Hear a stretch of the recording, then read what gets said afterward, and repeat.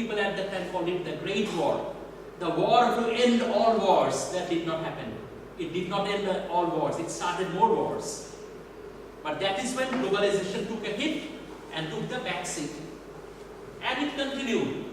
After the Second World War, when many countries started becoming independent, they embraced communist ideology, socialist ideology, Karl Marx. So for many people, Marx was like their prophet. And the world trade came to a standstill. But after the end of the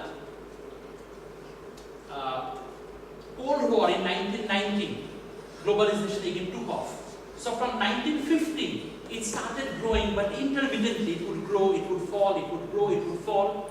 But from 1990, it kept on going. There was a steep curve. In 2007-8, it took a little bit of hit, but again, it started growing. So we are still in this stage.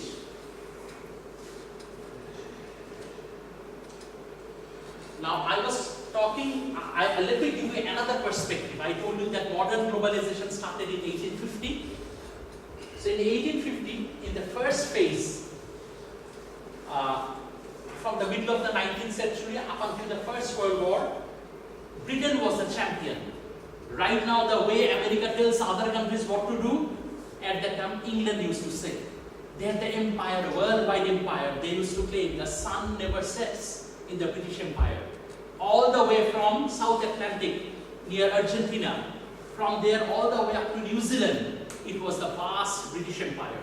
So they dictated. Then the backlash started. There was rising nationalism. After the First World War, Arabs revolted. They did not want to be with the Turks. All the Arab countries became independent. And the world market basically disintegrated. In the 50s, India and African countries, when they gained independence, they all embraced socialism. But it changed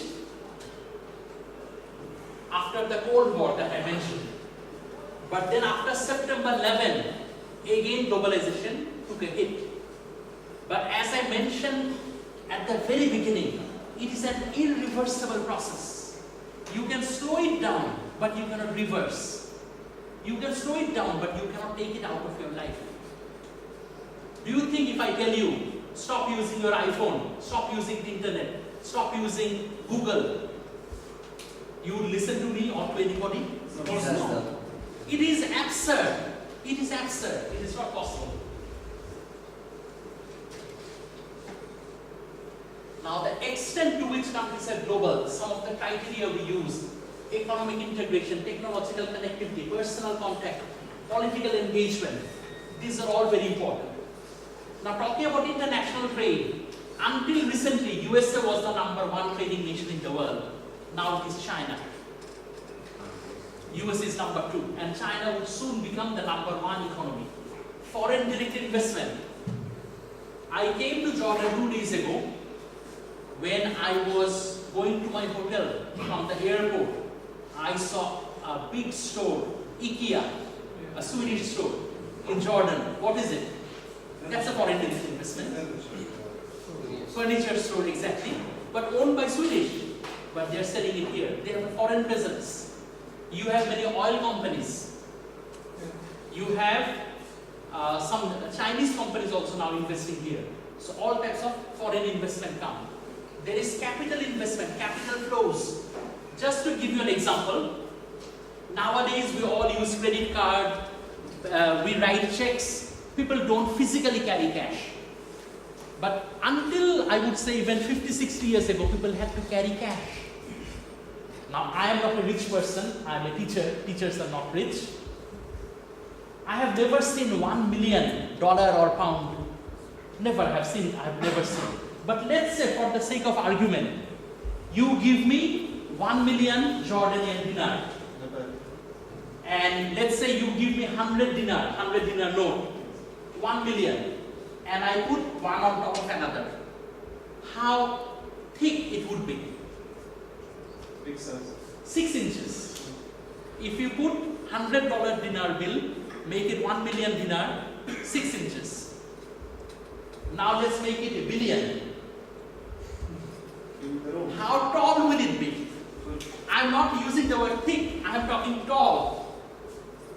It will be even taller than Mount Everest. Sorry, it will not be taller than Mount Everest. It will be tall like a 60-story building. 60-story. If you make it 1 trillion, it will be taller than Mount Everest. That much. Now, imagine every day how much money is moving around the globe. Every single day. About 2 trillion. Every single day. It is in the air, we don't see, that's why it can move. So I was telling you about the technology, the impact of technology. So 50 years ago it wouldn't be possible because you have to carry cash. 100 years ago you have to carry coins.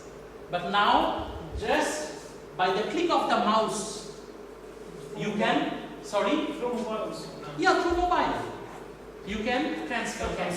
So that really facilitated the development of trade. There is technological connectivity. We have more personal contacts. I live in the USA, but I have at least 4 or 5 Jordanian friends. I'm sure my father did not have a friend from Burma, which is our neighbor. And I have friends from all over the world. I'm sure you each one have friends who are not from Jordan, from other countries. Because now we are closer. And of course there is more political engagement all over the world. Now these are some of the largest countries in the world. Russia, Canada, China, in terms of size, in terms of their geographic space. We all know that. Now let me show you another slide. I actually wanted to show you another slide. So I will just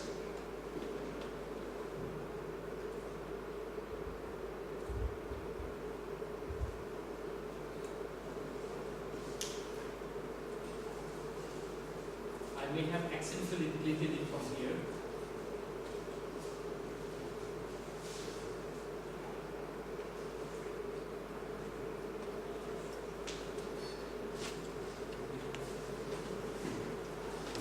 If you look at the same countries but based on population, you will see some other countries become much bigger. China with 1.4 billion people.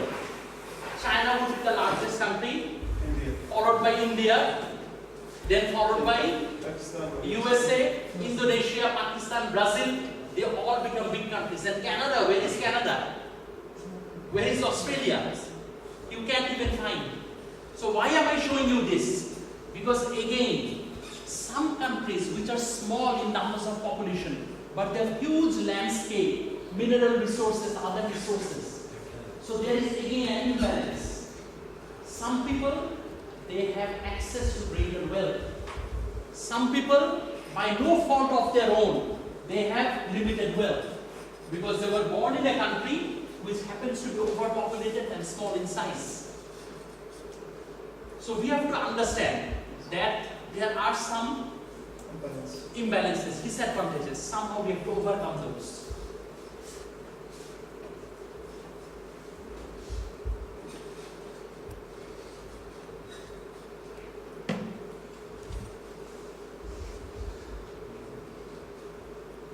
I can also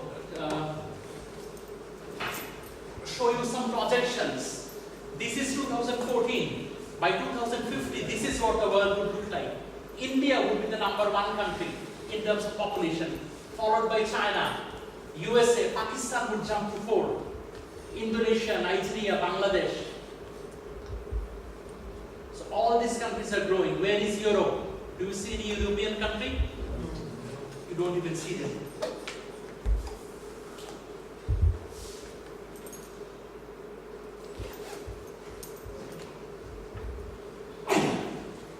We have also been growing exponentially. Maybe not exponentially, but still very fast we have been growing. In the 1750, 1800, 1850, 1900, you can see people were growing slowly. But then, as we developed, as there was advances in medical technology, we have better immunization, inoculation.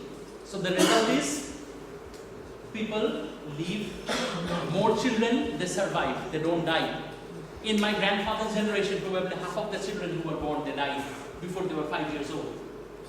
If I were born 50 years ago or 60 years ago, probably I would have died because a lot of medicines were not invented.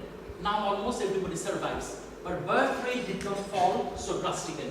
So the result is people have been increasing. But we again have limited resources. So globalization, it is a great thing. But imagine if every Chinese has a car like the Americans, if everybody has air conditioner, how much more polluted the world will be. And it's not just China, India. It will be a big challenge.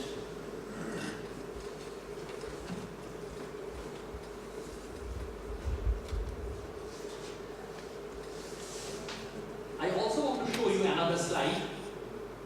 Sorry about that.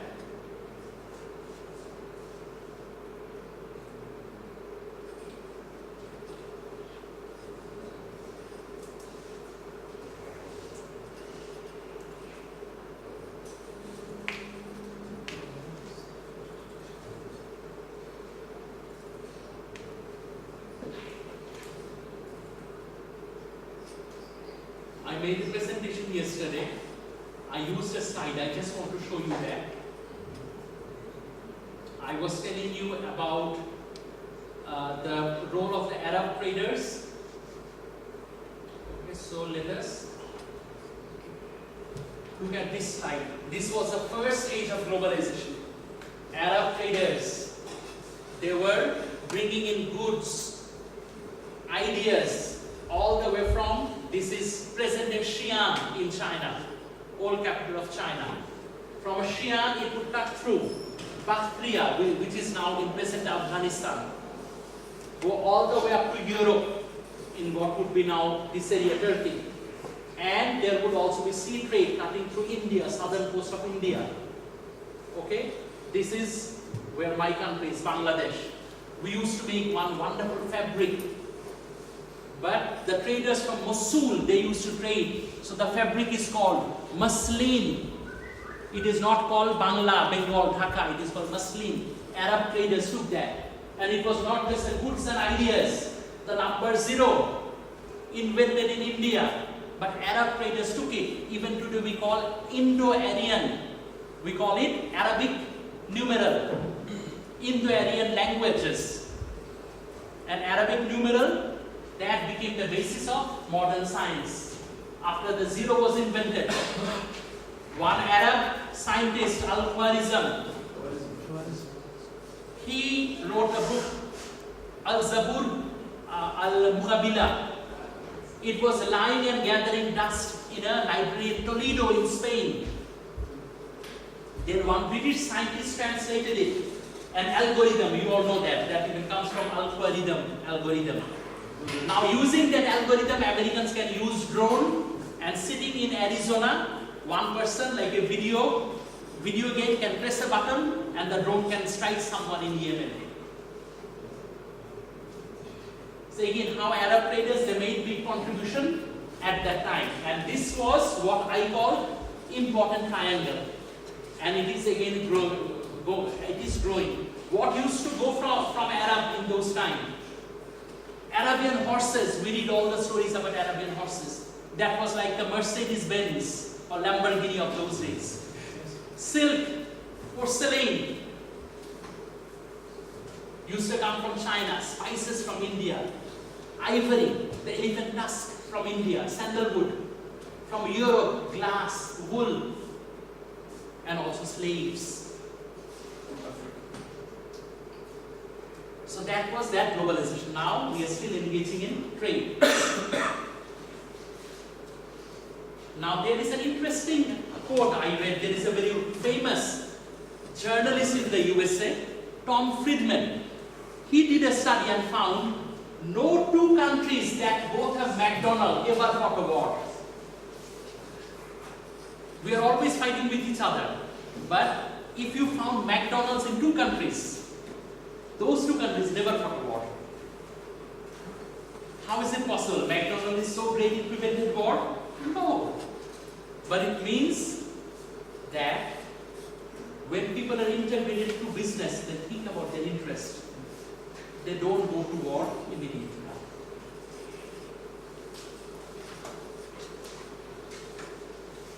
So this is the story of globalization. I would encourage you to ask me questions. I have more slides, more to share, but I want this class to be more interactive. Because if I just talk, it will be boring, like a one-way traffic. You will get a headache, or you may doze off in the afternoon. So let me hear something from you. You can ask me questions, I can answer your questions, and later I will be talking about culture and why that is important. So again, I tried to tell you what has been happening for over 10,000 years. I tried to tell that in 45 minutes. So it is not a complete picture, but I hope you got the synopsis of what happened. Any question from anyone? Now remember, there is a Swedish proverb, one who is ashamed of asking a question is afraid of learning.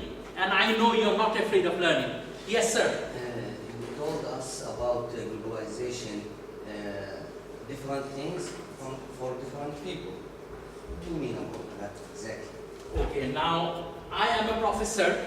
If you ask me globalization, I would look at it from one perspective.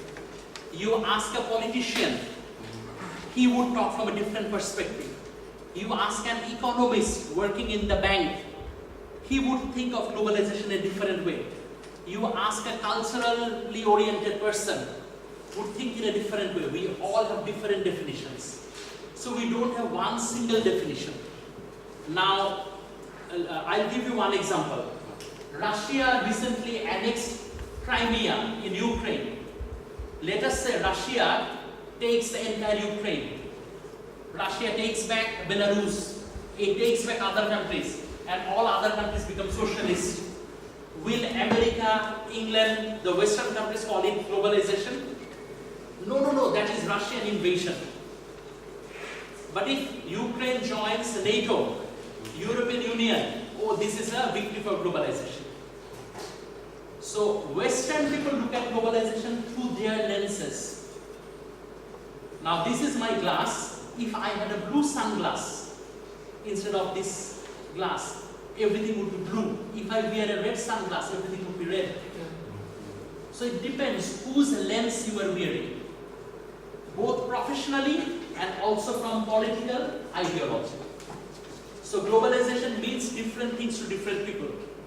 I teach globalization, I'm a big fan of it. The positive sides, of course, there are negatives. My mother, she was a big critic of globalization. Why? I went to Bangladesh and my mother was bitterly complaining against the USA. That America is destroying our culture. Our children watch American TV and they dress like Americans. They don't obey their parents. They are becoming bad. Some people call it West toxification. Coca-Cola, you go anywhere, you find Coca-Cola sign everywhere. Some people call it Coca-colonization, like the new colony, neo-imperialism. So many people are not, there is an uneasy about globalization. So if two people or two persons live in the same area and they have different culture, can say this globalization? I think it is a very good question and it is definitely possible. And I'll give you some examples. But first let me tell you that why I think it is inevitable that more and more people who are different, who look different, dress different, talk different, they'll be together. Until recently, most countries were, from an ethnic point of view, homogeneous. You will find Arab people in Arab countries, Indian people in India, Chinese people in China, Japanese people in Japan. People were not traveling that much and not leaving their country for good. Only a few countries, USA, Australia, Canada, which were multicultural. India was an exception, multicultural, Indonesia, but most countries in the world not multicultural. Now you go anywhere, you will find people from other countries. As I was telling you, I am originally from Bangladesh, even though I came from the USA. And I think I am the first Bangladeshi you met, right? Did anybody in this class ever meet a Bangladeshi person? Yes. You met? Yes. Okay. Where did you meet? Okay. There are many Bangladeshis, about 4 or 5 million, working as laborers, construction workers, very poor people who cannot find any job, janitors.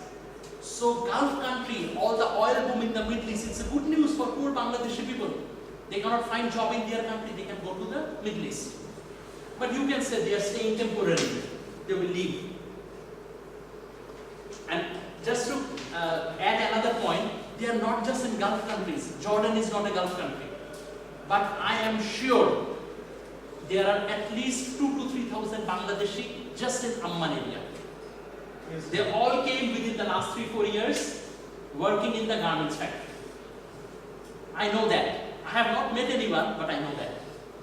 So you will find people everywhere in every country. Now some countries are more tolerant. They would view differences as a strength. They like the diversity. And I can give you my example of the USA.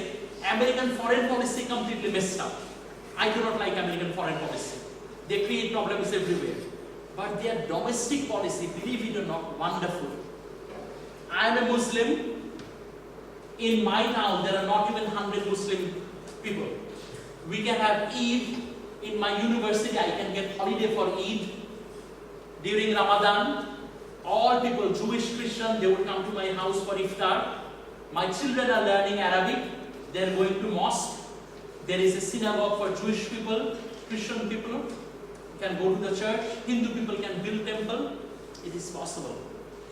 One example, Canada, Australia, more and more countries, they are becoming more, not just tolerant, they are embracing. Now, I'm sure everybody in this class, we all know that we need biological diversity, right? If there is no biological diversity, it would cause great problems. Just as we need biological diversity, we also need cultural diversity. We need cultural diversity. If you look any civilization, whenever it was in its peak, USA now in its peak, right? America multinational. Look at England when it was at its peak, it was multinational. People from all faith, all ethnic background. When Baghdad was the capital of the Abbasid Khilafat, Baghdad, they had one area Armenian, one area Greek, one area Arab, one area Turk. All types of people were in Baghdad. You go to Istanbul, same thing you'll find. You will go to Delhi. Even if you go to ancient Rome, when Rome was at its peak, there were all types of people. North African, European, Asian. And it is now not just the rich countries, every country is becoming multicultural. So we have to find a way to live peacefully. Thank you for asking the question. Yes. So, the globalization has very positive sides, but also have very serious negative sides, especially when we talk about the poor countries. The big countries take the wealth, minerals, everything about poor countries and make it by low price and get it back by very high price. I think that is by economic equity for the poor countries. Is that right? I would mostly agree with you, but I would also tell you there is a solution.